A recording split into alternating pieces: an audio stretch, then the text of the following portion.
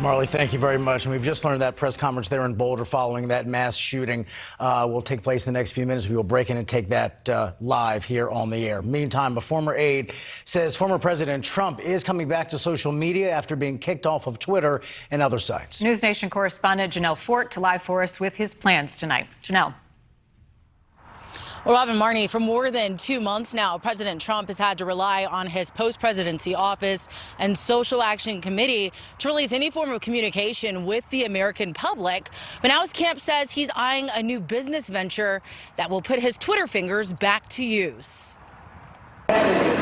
Former President Donald Trump announcing a comeback to social media. And I'm doing things having to do with putting our own platform out there that you'll be hearing about soon. Trump advisor Jason Miller teased the plan on Fox News over the weekend. And this is something that I think will be the hottest ticket in social media. It's going to completely redefine the game, and everybody is going to be waiting and watching to see what exactly President Trump does. The former president's been banned from the likes of Twitter and Facebook since being accused of inciting the insurrection at the Capitol January 6th.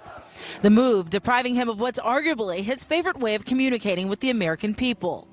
But could this new outlet draw the likes of the 75 million Twitter following Trump once held? I think they would follow him to whatever platform, whether it's somebody else's or his own. Media strategist and Trump supporter Adam Weiss says the success will boil down to access. The difficulty he might run into if Apple accepts it on their platform. So if he builds this amazing advanced social media platform, and Apple says, no, you're not putting it on a platform, that means 80% of the phones in the country, I'd say about 80% are iPhones, right?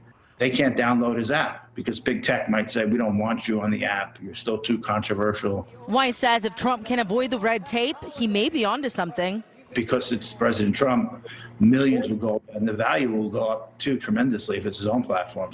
But while Trump supporters across the country are eager for the more off-the-cuff remarks that characterized his Twitter feed, there's still many who say they support the bans and are uninterested in what the former president has to say. I could care less. He is such a jerk. It's not going to help him very much. It will help his base. Now, right now, Facebook is reassessing Trump's ban with its advisory board. All the while, popular social media platforms across the board are looking at how they regulate world leaders. Back to you.